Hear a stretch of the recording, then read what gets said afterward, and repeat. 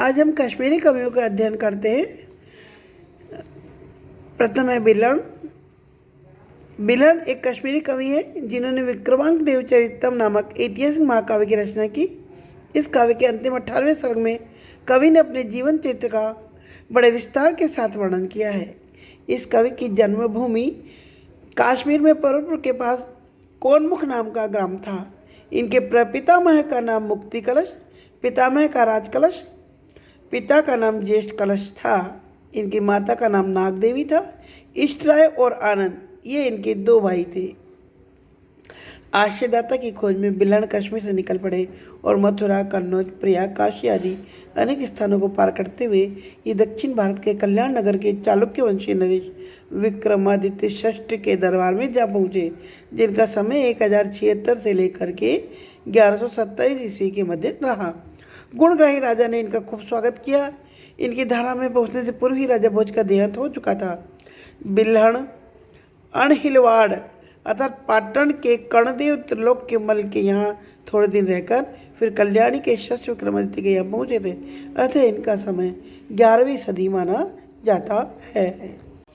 बिल्हण के विक्रमांक देवचरित नामक महाकाव्य में 18 सर्ग हैं। इसमें इन्होंने विक्रमादित्य के जीवन चरित्र का वर्णन किया है। इस ऐतिहासिक महाकाव्य के अंतिम 5 सर्गों में कवि के पूर्वजों का वर्णन है और अन्य सर्गों में विक्रमादित्य का वर्णन है। ऐतिहासिक घटनाओं का निर्देश करने में बिल्हण ने इतनी तत्परता दिखाई है कि यह काव्य कल्याण के चालुक्य वंशी नरेशों का इतिहास जानने के लिए परम उपयोगी हो गया है। इसने अपने काव्य के ऋतु, स्वयंवर आदि वर्णनों में कालिदास का अनुकरण किया है। काव्य में वैदर्भी रीति का अवलंबन किया है। लंबे लंबे समास, अनुप्रास आदि शब्द चित्र इस काव्य में बहुत कम है। इसमें प्रसाद और माधुर्य गुण विद्यमान है। इस काव्य का 4था सर्ग अत्यंत प्रशंसनीय है। इसमें करुण रस का वर्णन सरल शब्दों में बहुत ही अच्छी तरह से किया गया है। इसकी शब्द योजना रसानुकूली है।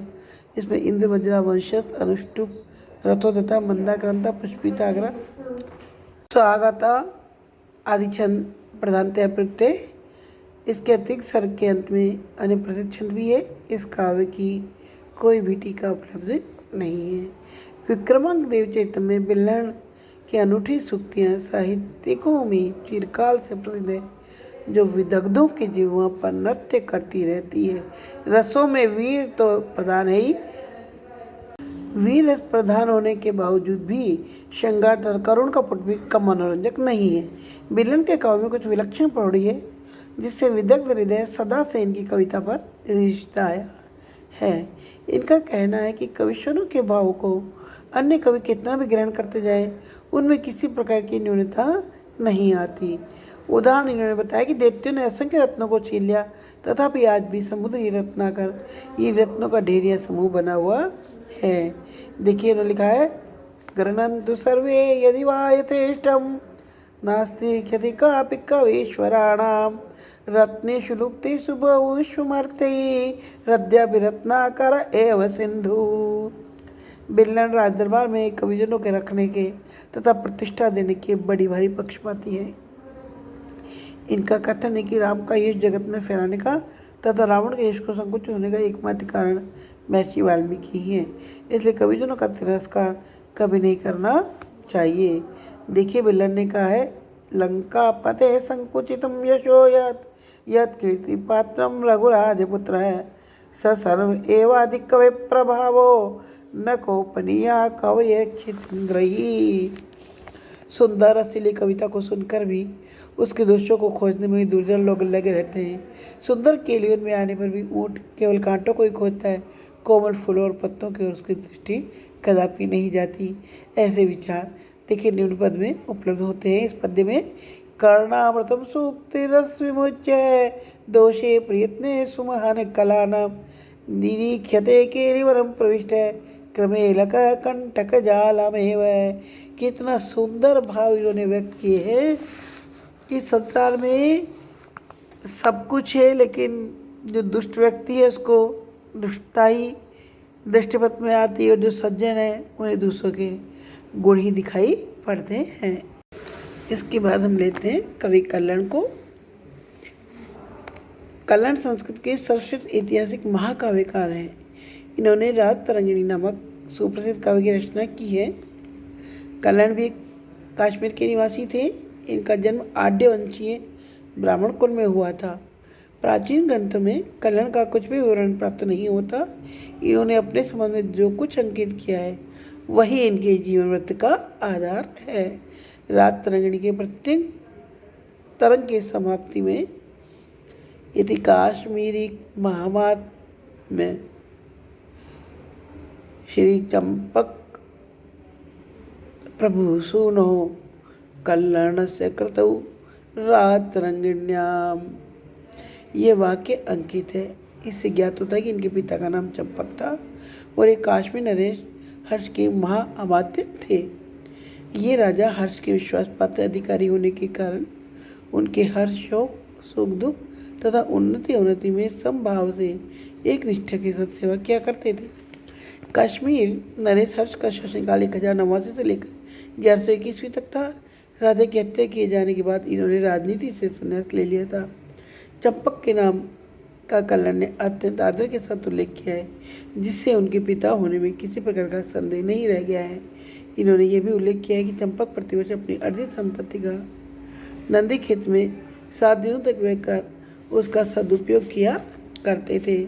नंदी क्षेत्रे व्ययी कृत्य प्रत्यब्दम सप्तवासरान चंपक सफलाम चक्रे सर्वकालार्जितम श्रियम। कल्लन ने चंपक के अनुज कनक का भी उल्लेख किया है, जो उसके कृपापात्रों तथा विश्वासी अनुजीवियों में से था। कहा जाता है कि इनकी गान विद्या से प्रसन्न होकर राजा ने इन्हें 1 लाख स्वर्ण मुद्रा पुरस्कार के रूप में दी थी। कल्लन ने परिहारपुर की कनक का निवास स्थान कहा है तथा यह भी उल्लेख किया है कि जब हर्ष बुद्ध की प्रतिमाओं का विध्वंस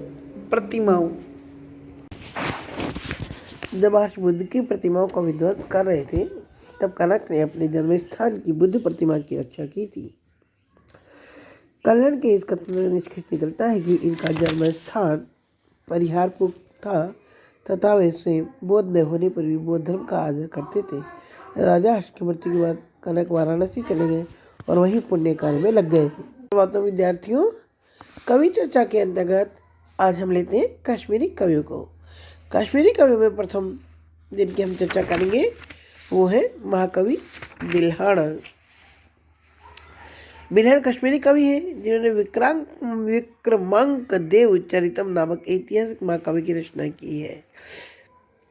इस काव्य के अंतिम 18वें सर्ग में कवि ने अपने जीवन चित्र का बड़े विस्तार के साथ वर्णन किया है। इस कवि की जन्मभूमि कश्मीर में परवपुर के पास कोनमुख नाम का ग्राम था। इनके पितामह का नाम राजकलश और प्रपितामह का नाम मुक्ति कलश था। पिता ज्येष्ठ कलश थे और इनकी माता का नाम नागदेवी था। इष्टा और आनंद इनके 2 भाई थे। अश्वत्थता की खोज में बिल्हण कश्मीर से निकल पड़े।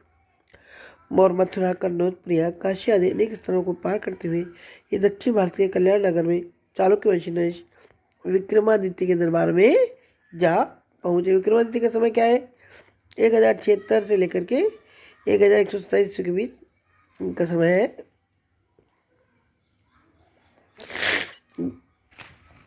वीर रस प्रधान होने के बावजूद भी श्रृंगार तथा करुण का पुट भी कम मनोरंजक नहीं है। बिल्हण के काव्य में कुछ विलक्षण प्रौढ़ी है, जिससे विदग्ध हृदय सदा से इनकी कविता पर रिश्ता आया है। इनका कहना है कि कविश्वरों के भाव को अन्य कवि कितना भी ग्रहण करते जाए, उनमें किसी प्रकार की न्यूनता नहीं आती। उदाहरण इन्होंने बताया कि दैत्यों ने असंख्य रत्नों को छीन लिया, तथापि आज भी समुद्र ही रत्नाकर ये रत्नों का ढेरिया समूह बना हुआ है।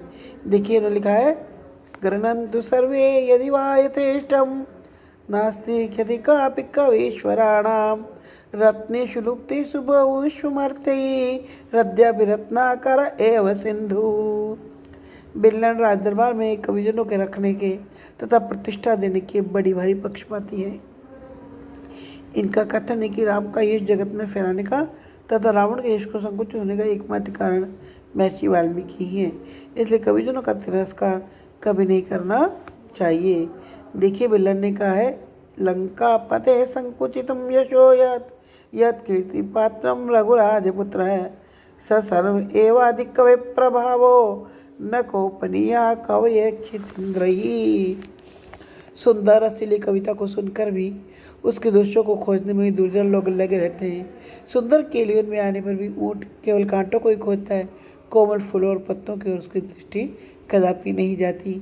ऐसे विचार देखिए निम्न पद में उपलब्ध होते हैं। इस पद्य में कर्णामृतम सूक्ति रस विमुच्य दोषे प्रयत्ने सुमहान कलानाम निरीक्षते केलिवरम प्रविष्ट क्रमे लक कंटक जालमेव। कितना सुंदर भाव इन्होंने व्यक्त किए हैं कि संसार में सब कुछ है, लेकिन जो दुष्ट व्यक्ति है उसको दुष्टता ही दृष्टिपथ में आती है, और जो सज्जन है उन्हें दूसरों के गुण ही दिखाई पड़ते हैं। गुप्तकालीन मूर्तिकला। मूर्तिकला को हम देखें तो इसकी स्थिति प्राकाष्ठा तक पहुंचती है। गुप्त युग में कला का पुनर्जीवन नहीं बल्कि चरमोत्कर्ष की प्रस्फुटन का काल है। इस युग की मूर्ति कला में शारीरिक अभिव्यक्ति को प्रधानता न देकर आध्यात्मिक भाव की अभिव्यक्ति को प्रधानता दी गई है। इस युग में मूर्ति निर्माण की जिस बौद्ध कला का विकास हुआ वह समूचे रूप में भारतीय है। हैवल महोदय ने ठीक ही लिखा है कि उस समय भारत पराधीनता की स्थिति में नहीं था, वरन समस्त एशिया का गुरु था, और उसने पाश्चात्य भावों को केवल अपनी विचार प्रणाली के अनुकूल उनको बदल लेने के लिए उधार लिया। चौथा, मथुरा के संग्रहालय में सुरक्षित एक सजीव आकृति बुद्ध प्रतिमा गुप्त काल की आध्यात्मिक काल में मूर्ति का एक भव्य नमूना प्रस्तुत करती है। इस मूर्ति में जिस मानसिक संतुलन और आध्यात्मिक संतुष्टि की अभिव्यक्ति दिखाई पड़ती है वही सिद्ध करती है कि इसके निर्माता का दृष्टिकोण आध्यात्मिक था और वह शरीर पर आत्मा की विजय प्रदर्शित करना चाहता था। मथुरा की मूर्ति से भी यह स्पष्ट होता है कि गुप्त युग की मूर्तिकला विदेशी प्रभावों से सर्वथा मुक्त थी। सारनाथ की बुद्ध प्रतिमा जिसमें भगवान तथागत बैठे हुए उपदेश देने की बुद्ध में प्रदर्शित किए गए भारत की मूर्तिकला के श्रेष्ठतम नमूनों में से एक है। सारनाथ बुद्ध प्रतिमा की उच्चतम सफलता का साक्ष्य प्रस्तुत करती है। अनुत्तर ज्ञान से संयुक्त और निर्लिप्त भाव से बैठे हुए भगवान बुद्ध एक देवी आभा विकीर्ण कर रहे हैं। बुद्ध के मुखमंडल पर कठोर अनुशासन के साथ स्नेह, संतुलन, करुणा, आत्मविश्वास तथा निस्सीम आनंद के भाव विद्यमान है। गुप्त कला मथुरा की कला शैली का एक नितांत विकसित रूप प्रदर्शित करती है। गुप्त काल में सौंदर्य, सशक्तता और आध्यात्मिक भावों के दिव्य विभिन्नताएं। मथुरा कला में हृदय पर स्थायी प्रभाव डालने वाले सौंदर्य का भाव है, जबकि गुप्त कला की स्थापत्य कला इस प्रकार के कलागत सौंदर्य से परिपूर्ण है। गुप्त काल में बौद्ध कलाकारों ने तथागत की प्रतिमाएं बनाई तो हिंदू कलाकार भी अपने इष्टदेव की मूर्तियों में उनसे पीछे न रहे। वैष्णव और शैव धर्म के प्रचार से शिव तथा विष्णु की अनेक मूर्तियों का निर्माण हुआ। कोह की शिवलिंग प्रतिमा इस काल की हिंदू कला का एक सुंदर नमूना प्रस्तुत करती है। इस युग में हिंदू कलाकारों ने शंकर के अर्धनारीश्वर रूप की प्रतिमा का निर्माण बड़े ही कौशल से किया। मथुरा से प्राप्त विष्णु की प्रतिमा में भी एक स्वर्गीय संतुष्टि तथा गंभीर आध्यात्मिक ध्यान मुद्रा के दर्शन होते हैं। उदयगिरि की विशाल वराह मूर्ति गुप्तकालीन कलाकार की प्रतिभा का एक सुंदरतम रूप प्रस्तुत करती है। सूर्य, दुर्गा, स्वामी कार्तिकेय आदि देवी देवताओं की मूर्तियां भी इस काल में बनाई गई। गुप्तकाल की मूर्तिकला सजीवता, आध्यात्मिकता, सुगढ़ता, सौंदर्यता और सूची संपन्नता में अपनी निशानी नहीं रखती। इस प्रकार हम देखते हैं कि गुप्त काल में मूर्तिकला, स्थापत्य कला, भवन निर्माण कला अपने चरमोत्कर्ष पर थी। वीर रस प्रधान होने के बावजूद भी श्रृंगार तथा करुण का पुट भी कम मनोरंजक नहीं है। बिलन के काव्य में कुछ विलक्षण प्रौढ़ी है जिससे विदग्ध हृदय सदा से इनकी कविता पर रिश्ता आया है। इनका कहना है कि कविश्वरों के भाव को अन्य कवि कितना भी ग्रहण करते जाए उनमें किसी प्रकार की न्यूनता नहीं आती। उदाहरण इन्होंने बताया कि दैत्यों ने असंख्य रत्नों को छीन लिया तथापि आज भी समुद्री रत्नाकर ये रत्नों का ढेरिया समूह बना हुआ है। देखिए उन्होंने लिखा है, गृह्णन्तु सर्वे यदि वा यथेष्टं नास्ति क्षति कापि कवीश्वराणां रत्नेषु लुप्तेषु बहुष्वमर्त्यैः हृदयापि रत्नाकर एव सिंधु। बिल्लन राज दरबार में कविजनों के रखने के तथा प्रतिष्ठा देने के बड़ी भारी पक्षपाती है। इनका कथन है कि राम का यश जगत में फैलाने का तथा रावण के यश को संकुचित होने का एकमात्र कारण महर्षि वाल्मीकि ही है। इसलिए कविजनों का तिरस्कार कभी नहीं करना चाहिए। देखिए बिल्लन ने कहा है, लंका पते संकुचितम यशो यत् यत् कीर्ति पात्रम रघुराजपुत्र है स सर्व एवाधिक कवि प्रभावो न कोपनीया कवये खिंद्रही। सुंदर रसीली कविता को सुनकर भी उसके दोषों को खोजने में दुर्जन लोग लगे रहते हैं। सुंदर केलियन में आने पर भी ऊँट केवल कांटों को ही खोजता है, कोमल फूलों और पत्तों की ओर उसकी दृष्टि कदापि नहीं जाती। ऐसे विचार देखिए निम्न पद में उपलब्ध होते हैं। इस पद्य में कर्णामृतम सूक्ति रस विमुच्य दोषे प्रयत्ने सुमहान कलानाम निरीक्षते केलिवरम प्रविष्ट क्रमेलक कंटक जालमेव। कितना सुंदर भाव इन्होंने व्यक्त किए हैं कि संसार में सब कुछ है, लेकिन जो दुष्ट व्यक्ति है उसको दुष्टता ही दृष्टिपथ में आती है, और जो सज्जन है उन्हें दूसरों के गुण ही दिखाई पड़ते हैं। सुप्रभातम विद्यार्थियों, आज हम अध्ययन करते हैं गुप्तकालीन वास्तु एवं स्थापत्य कला का। भारतीय इतिहास में गुप्त युग को बहुत ही महत्वपूर्ण स्थान प्राप्त है। अपनी महान उपलब्धियों और सफलताओं के कारण गुप्त युग भारतीय इतिहास का स्वर्ण युग कहलाता है। इस युग के शासकों में चंद्रगुप्त प्रथम, समुद्रगुप्त, चंद्रगुप्त द्वितीय, विक्रमादित्य, कुमारगुप्त प्रथम, स्कंदगुप्त, नरसिंहगुप्त, कुमारगुप्त द्वितीय, बुधगुप्त आदि सुप्रसिद्ध शासक रहे हैं। इनके काल में विभिन्न कलाओं का विकास हुआ। गुप्तकालीन कला का महत्व दो दृष्टियों से है। स्थापत्य, चित्र और मुद्रा निर्माण कलाओं में ये निपुणता तथा कुशलता की पराकाष्ठा को सूचित करती है। वास्तुकला के क्षेत्र में भी गुप्त युग की सफलता काफ़ी अधिक है। गुप्तकाल में मंदिर निर्माण कला का संभवतः जन्म हुआ और इसका पर्याप्त विकास हुआ। गुप्तकालीन कलात्मक प्रगति निम्नांकित बिंदुओं में है। गुप्तकालीन मूर्तिकला। मूर्तिकला को हम देखें तो इसकी स्थिति पराकाष्ठा तक पहुंचती है। गुप्त युग में कला का पुनर्जीवन नहीं बल्कि चरमोत्कर्ष की प्रस्फुटन का काल है। इस युग की मूर्ति कला में शारीरिक अभिव्यक्ति को प्रधानता न देकर आध्यात्मिक भाव की अभिव्यक्ति को प्रधानता दी गई है। इस युग में मूर्ति निर्माण की जिस बौद्ध कला का विकास हुआ वह समूचे रूप में भारतीय है।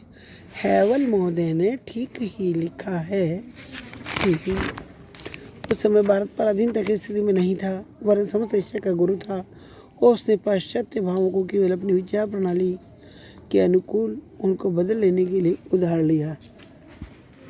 चौथा, मथुरा के संग्रहालय में सुरक्षित एक सजीव आकृति बुद्ध प्रतिमा गुप्त काल की आध्यात्मिक काल में मूर्ति का एक भव्य नमूना प्रस्तुत करती है। इस मूर्ति में जिस मानसिक संतुलन और आध्यात्मिक संतुष्टि की अभिव्यक्ति दिखाई पड़ती है वह सिद्ध करती है कि इसके निर्माता का दृष्टिकोण आध्यात्मिक था और वह शरीर पर आत्मा की विजय प्रदर्शित करना चाहता था। मथुरा की मूर्ति से भी यह स्पष्ट होता है कि गुप्त युग की मूर्ति कला विदेशी प्रभावों से सर्वथा मुक्त थी। सारनाथ की बुद्ध प्रतिमा, जिसमें भगवान तथागत बैठे हुए उपदेश देने की मुद्रा में प्रदर्शित किए गए, भारत की मूर्ति कला के श्रेष्ठतम नमूनों में से एक है। सारनाथ बुद्ध प्रतिमा की उच्चतम सफलता का साक्ष्य प्रस्तुत करती है। अनुत्तर ज्ञान से संयुक्त और निर्लिप्त भाव से बैठे हुए भगवान बुद्ध एक देवी आभा विकीर्ण कर रहे हैं। बुद्ध के मुखमंडल पर कठोर अनुशासन के साथ स्नेह, संतुलन, करुणा, आत्मविश्वास तथा निस्सीम आनंद के भाव विद्यमान है। गुप्त कला मथुरा की कला शैली का एक नितांत विकसित रूप प्रदर्शित करती है। गुप्त काल में सौंदर्य, सशक्तता और आध्यात्मिक भावों के दिव्य विभिन्न है। मथुरा कला में हृदय पर स्थायी प्रभाव डालने वाले सौंदर्य का भाव है, जबकि गुप्त कला की स्थापत्य कला इस प्रकार के कलागत सौंदर्य से परिपूर्ण है। गुप्त काल में बौद्ध कलाकारों ने तथागत की प्रतिमाएं बनाई तो हिंदू कलाकार भी अपने इष्टदेव की मूर्तियों में उनसे पीछे न रहे। वैष्णव और शैव धर्म के प्रचार से शिव तथा विष्णु की अनेक मूर्तियों का निर्माण हुआ। कोह की शिवलिंग प्रतिमा इस काल की हिंदू कला का एक सुंदर नमूना प्रस्तुत करती है। इस युग में हिंदू कलाकारों ने शंकर के अर्धनारीश्वर रूप की प्रतिमा का निर्माण बड़े ही कौशल से किया। मथुरा से प्राप्त विष्णु की प्रतिमा में भी एक स्वर्गीय संतुष्टि तथा गंभीर आध्यात्मिक ध्यान मुद्रा के दर्शन होते हैं। उदयगिरि की विशाल वराह मूर्ति गुप्तकालीन कलाकार की प्रतिभा का एक सुंदरतम रूप प्रस्तुत करती है। सूर्य, दुर्गा, स्वामी कार्तिकेय आदि देवी देवताओं की मूर्तियां भी इस काल में बनाई गई। गुप्तकाल की मूर्ति कला सजीवता, आध्यात्मिकता, सुगढ़ता, सौंदर्यता और सूची संपन्नता में अपनी सानी नहीं रखती। इस प्रकार हम देखते हैं कि गुप्त काल में मूर्तिकला, स्थापत्य कला, भवन निर्माण कला अपने चरमोत्कर्ष पर थी।